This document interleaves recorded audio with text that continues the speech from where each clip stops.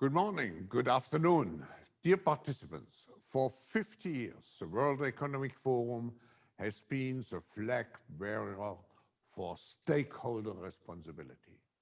Today is a milestone in implementing the stakeholder principle into the management of companies. The Measuring Stakeholder Capitalism report that has just been released by the Forum's International Business Council suggests practical metrics that companies can measure and report on. This will allow executives, investors, employees, and other stakeholders to see how the company performs on matters that reflect society as a whole, such as climate change and biodiversity, workplace diversity and inclusion, and good governance. And as a consequence, they will herald a sea change in the way companies are run and evaluated. We are very proud of these steps. We are proud that business leaders, such as the ones present here today, have taken the lead in giving meaning to stakeholder capitalism. With these metrics, the business world will finally be able to walk the talk on their commitment to ESG performance and the stakeholder principle. I look forward to the discussions that will follow now, and I want to thank Brian Moynihan, who led this IBC initiative, as well as our partners from the 4 largest audit firms, Carmine DeCibio, Bob Moritz, Punit Renyan, and Bill Thomas, and of course, Gillian Tett of the FT for being present here today.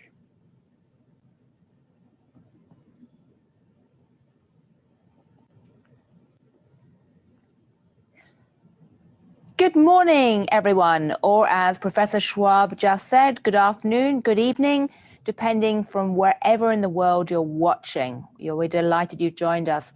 My name's Gillian Tett. I'm with the Financial Times. I'm also co-founder of the Financial Times' Moral Money platform, which looks at environmental, social, and governance issues, which is what we are talking about today. Specifically, we're talking about the launch of stakeholder capitalism metrics, which is a rather unwieldy mouthful. We might also call it simply the launch of the accountant as an activist, or the warrior accountant, because the initiative to promote ESG metrics is fantastically important for anybody who cares about the ESG and sustainability debate. We have something of a first today, which is we have the heads of all 4 big accounting firms, Punit Renjan of Deloitte, Carmine DeCibio from Ernst & Young, Bill Thomas from KPMG, and Bob Moritz of PwC, all sitting together to talk about why they consider these new metrics to be so important and why this very long and very time-consuming and sometimes tortuous initiative to get them launched has taken place. But we also have Brian Moynihan, who is both CEO of Bank of America and chair of the International Business Council, who's played a critical role in pushing through this whole initiative. So we're going to hear from them all about why they've done this, why it's so important, and where it's going now. But I'd like to start perhaps with Brian and ask you, Brian, why did you feel that now was the time to push for these ESG metrics? Oh, good morning, Gillian, and thank you for taking your time to help us launch these metrics. I think there's a couple key things, a couple confluences that came together. Obviously, you just heard Klaus talk about 50 years ago, he put on the map the concept of stakeholder capitalism, thinking about all constituencies that a company has to operate against. And so that's the backdrop.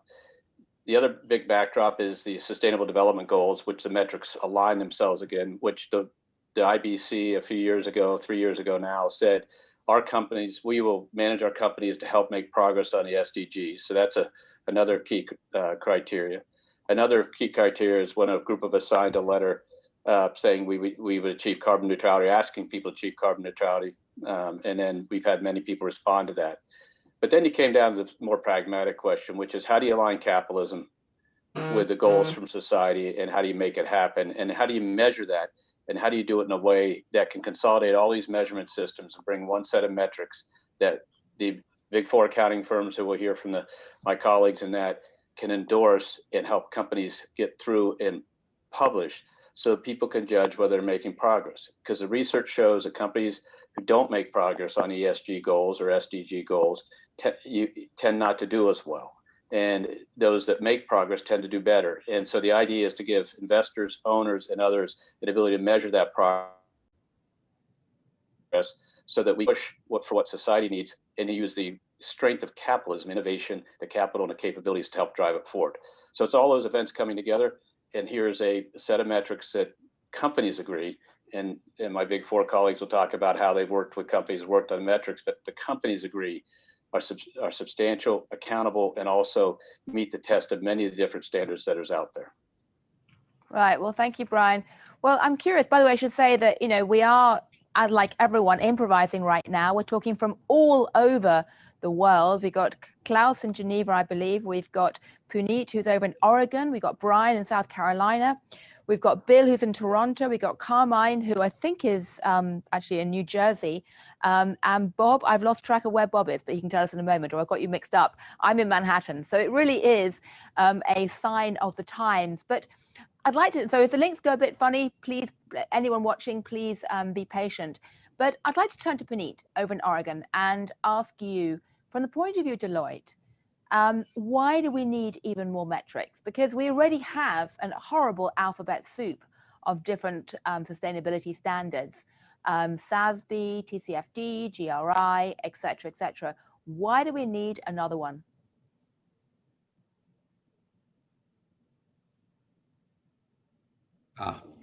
First, thank you for the question. I think Brian addressed it, Gillian. To achieve results and make progress against the SDGs, we believed, and the IBC agreed, that we needed a common set of metrics that everybody could sign up to. And that's exactly what this project has achieved. And Brian said this quite eloquently. I think it is proven that businesses that focus on all stakeholders and the planet over the long term do better. And so what we're trying to do here is measure and as a result, achieve what the SDG aspirations are with a common set of metrics. So try to incorporate the other metrics into what you're doing or have them running parallel. And then I'm going to turn to Carmine, but. Well, go ahead, Carmine. Oh, well, let me ask, actually, Puneet first. Just to clarify for anyone watching, are the other metrics going to run in parallel or be incorporated?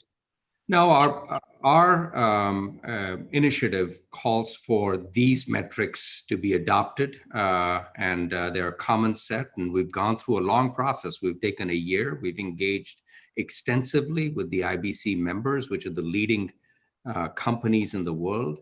And we focused on the 4 areas that broadly encompass the SDGs: governance, people, prosperity, and the planet. And we believe that the core metrics and the expanded metrics provide a common set of metrics that companies are prepared to sign up for. Right. I'm going to come back to the issue in a moment about how they dovetail with other metrics. But Carmine, explain to us why the International Business Council got involved, because there are other bodies out there which have been promoting metrics. Why has the IBC and the World Economic Forum played such a pivotal role this time around? Yeah, so Gillian, to reinforce what Puneet just said, the IBC got involved and really got involved because it was a place where companies belonged to, and we could really make progress on companies adhering to a common set of metrics. As Puneet said, we started over a year ago, and we decided that we were all going to work on this together. We all took one of those streams that Puneet mentioned and worked on it with Brian's team and with Klaus's team from the WEF. The whole concept was to not create new metrics, but to take all the metrics that are out there from all the frameworks that are out there. So GRI, SASB, we were actually involved, EY was involved in a project called EPIC. We took all those metrics, consolidated them, worked with the IBC members for over a year, as Puneet said, to come down to these 21 core metrics that we feel incorporates everything that's out there. This is not, we're not trying to replace anything out there. We're just trying to convene and come up with a common set of metrics that companies can sign up to.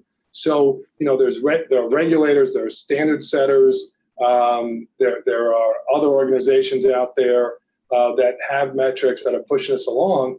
But this was the time, the convening power of the IBC and WEF, where actually companies could come together and commit to something, we thought was very important. And the idea of having all the big four working together, which is something that, as far as I know, we haven't done much of like this, has worked really well. So we've incorporated most of all the metrics that were out there. We have a common set, and we're really asking the IBC members and other companies in general to commit to these 21 core metrics.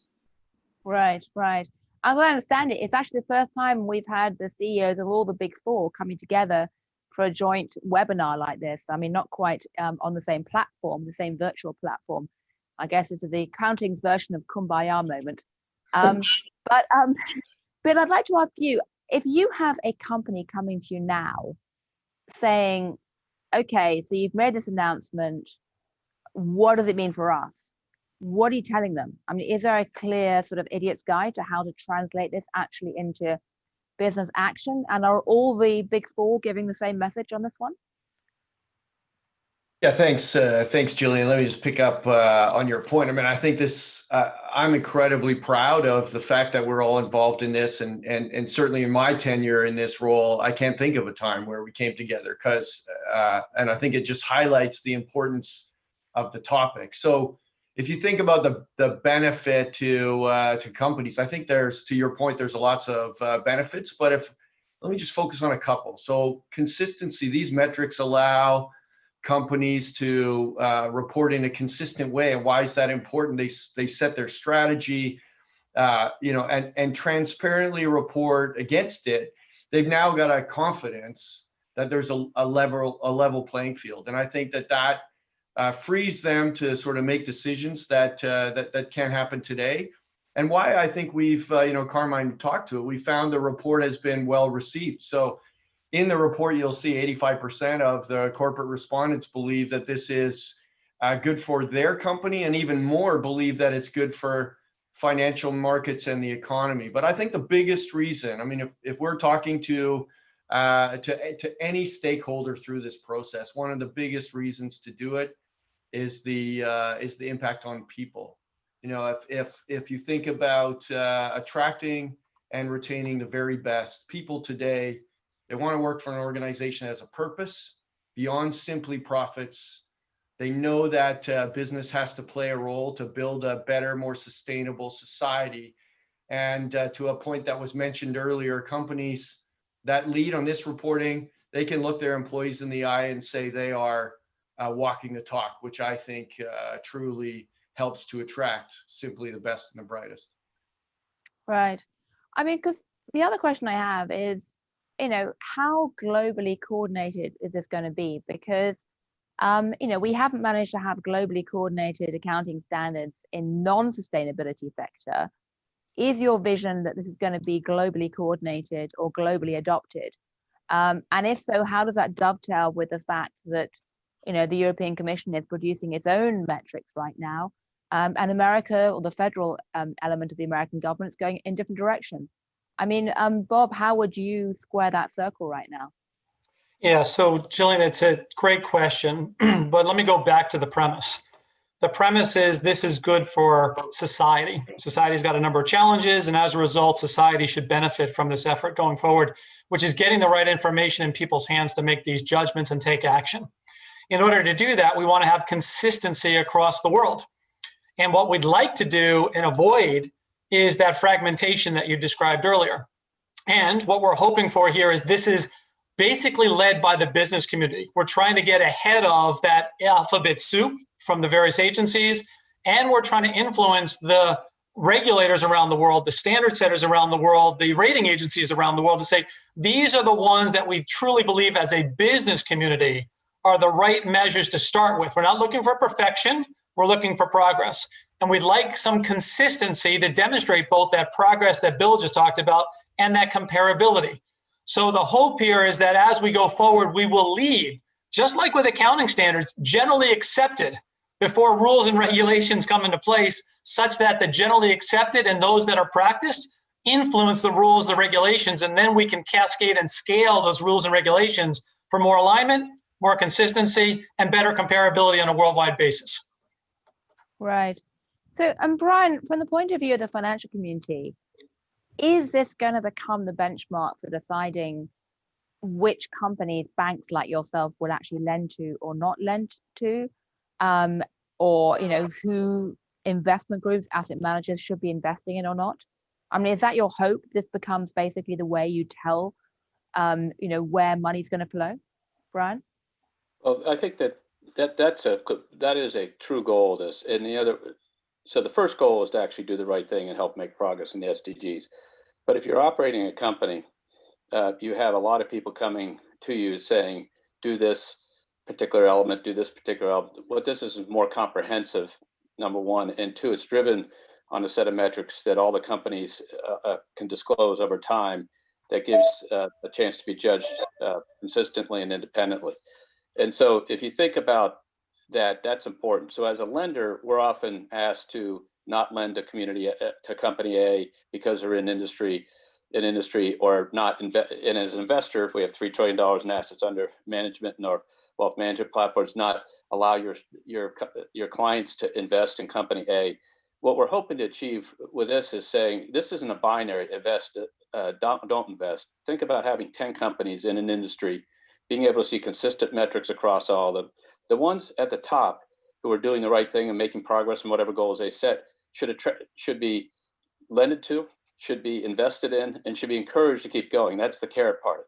The ones at the bottom who either haven't disclosed or have disclosed and aren't making progress, people should ask them, when are you going to make the progress? Because at the end of the day, what these metrics represent is the progress that society wants companies to make in order to help meet the goals of society. So that clarity and that metric, that setting, it has a benefit to companies because they know what to disclose and how to disclose it, but also has a benefit to lenders like ourselves. We can then use it and say, look on those metrics, you don't have to be number one, you just have to be doing something and making good progress in accordance with your goals. Then we can stay with you and help you make that transition happen. And I think that's an important difference between a a binary divest or don't invest or lend or don't lend decision, which becomes completely about just sort of getting out of an industry and doesn't become about helping make all these industries make the transformation, whether it's on human capital issues, but importantly, the environmental piece is what it has a lot to do with in the near term. Hey, Jillian, the one thing I'd say, if I can, this is all about information, and information actually drives decision-making. And to Brian's point, what we're looking for here is, for example, a company should have better information to make their own decisions in terms of how to incent change, behavioral change, process change, and focus consistent with a strategy. The investors, as Brian rightly focused on, is let's get the investors the right information to make the right decisions that have the biggest impact. As Bill Thomas talked about, let's make sure that the employees or future employees have the right information to say, who is doing what and where do I want to actually contribute as an employee going forward? As a consumer, who's making the progress? So what we're looking for is demonstrating the right progress, and yes, using these to make choices, be it an insurer, investment bank, analyst, or otherwise.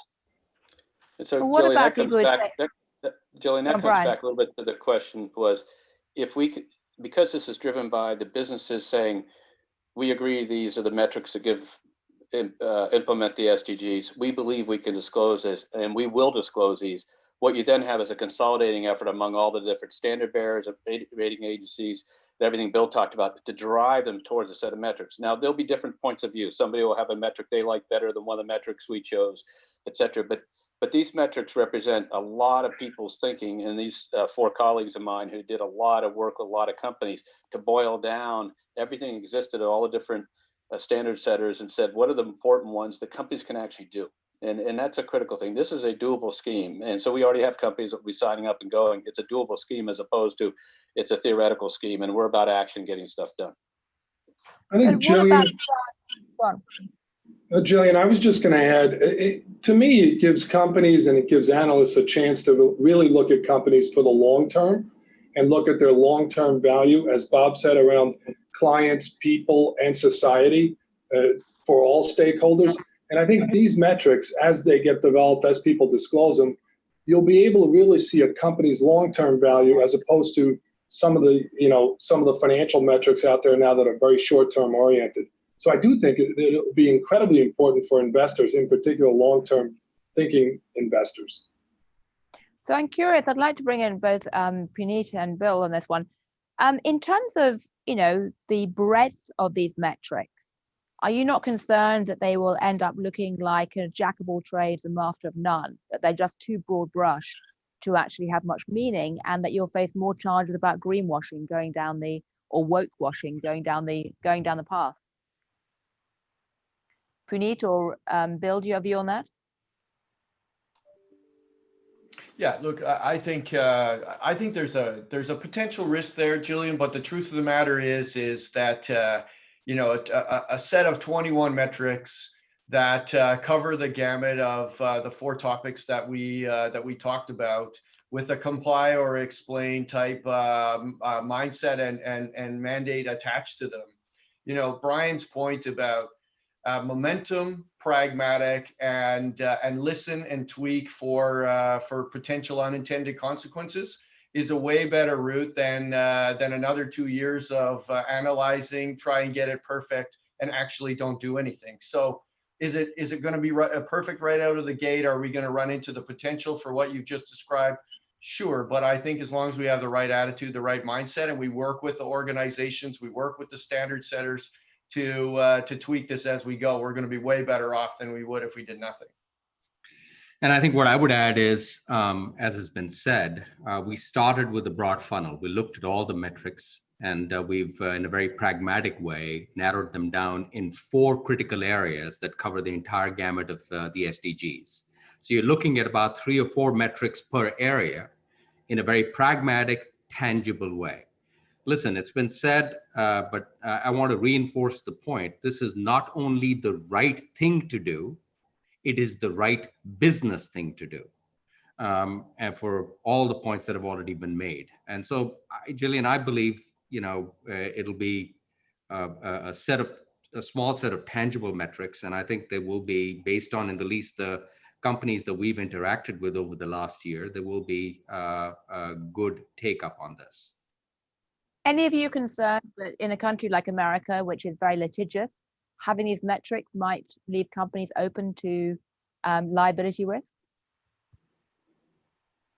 I'm happy to take that one and start if you want, but those risks exist today, right? And these risks, again, let's go back to the basics of what was said. What we tried to do is actually talk about and gather the metrics that already exist and put them together in a framework to get that progress and comparability noted. And as a result, one of the challenges, not only from a US, but a worldwide perspective, is to talk about the downstream implications as we move forward on this journey. And that's where actually working with the regulators and agencies, government agencies, Jillian's going to be so important as we progress this on a going forward basis. The reality is the stakeholders want and need this. In a lot of cases, they're already getting it, perhaps in bit pieces in a fragmented way by those companies, by what they say to an analyst, by what they say in a transparency report or a corporate responsibility report. Bring it together so we can actually demonstrate the comparability and progress to actually bring it to life. And we'll work through the liability issues as we move forward in various countries. It's not just a US issue, it's actually a much broader issue as we look at the world today. But hopefully we focus on the good and not necessarily downside. And those minimal issues, and I'm going to say minimal, don't get in the way of progress. We know we got challenges, but we got to take this first step. Otherwise, we'll never move forward. Yeah, the other, Right. I mean, this was brought up, Jillian, and in fact, Brian hosted a number of companies just in August when we had our summer session at WEF.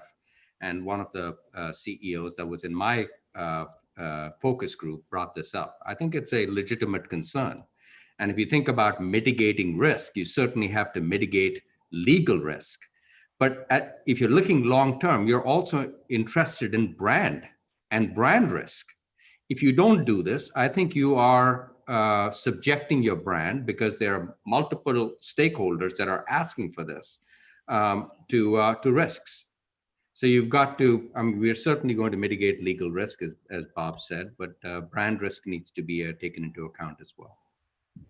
So in practical terms, as I understand it, but none of you are yet able to implement all of these 21 or 34 metrics right now in your own operations, but you're aiming to do so in January. Is that correct? And you're hoping that the IBC members, so 130 of those, will be essentially, most of them will be implementing it in the 2021 accounts. Is that correct? Yeah, Brian, do you have any thoughts on that? Sure. Jillian, the path forward really was, this started almost 2 years ago with this group of companies talking about short-term, long-term issues over the last couple of years before that. And we came to the idea that one of the things you had to do is be able to measure stakeholder capitalism and long-term strategic progress on the things that are critical. And so this has been a long time. So there's been a lot of work done to sort of decipher the metrics and go through them, everything my colleagues have described. That piece is behind us now. The consultation's done.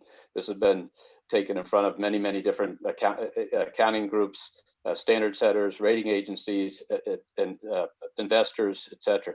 So now the idea is today we release the document.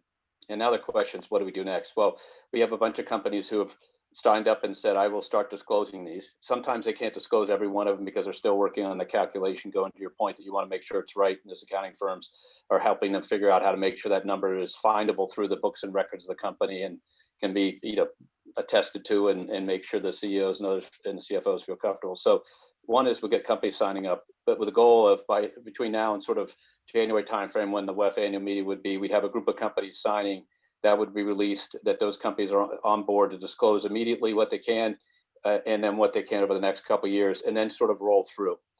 The question that comes up then is, okay, those are big 130 companies. What do you do after that? Well, all of us have been working with groups of directors that are on medium-sized company boards, even private investors, saying these metrics may not, every one of them might not apply to a non-public company, for example, but the idea is we have to get all companies to agree that this goes on, or a substantial majority. Otherwise, you might start to see arbitrage to private companies, state-owned companies who won't agree to make these disclosures. So that's another round of work that's going on. But the core near term is get the people to sign up and start disclosing, and let that momentum carry this as being a standard, of which then the rest of the standard bearers can start to coalesce around. Right. So basic message is, although Davos is not going to happen, the World Economic Forum in person in January, there will be a round of online meetings and discussions in January. So watch this space. And there's going to be a lot of work in 2021 coming up in relation to this. Sadly, very sadly, we are out of time. There's going to be a virtual session afterwards in the lounge, linked to top link with the World Economic Forum, where anyone who's watching who wants more discussion with a friendly accountant will find representatives, senior representatives from the Big Four, waiting to answer all of your questions collaboratively. And also you can read the entire report online at the WEF's website. So it just remains for me to say a big thank you to all of you from taking part from everywhere, from Toronto through to South Carolina, through to Oregon and Geneva and Manhattan. Thanks to all of you for watching. And on a personal note, I should say that as someone who trained as an anthropologist, I used to think that it was going to be activist anthropologists chaining themselves to bulldozers who were going to change the world on the green side. It's been quite humbling to discover actually it may end up being a new breed of warrior accountant who's picking up the green and social activist agenda. But accounting is something which is not usually seen as being deeply cool or involved in activism, but it's certainly interesting to see how it's developing now. So best of luck to all of you in trying to reshape the world through the accounting systems. We'll be tracking it closely at the Financial Times and Moral Money platform. And I look forward to hearing more of the debate through the World Economic Forum and IBC going forward. So thank you.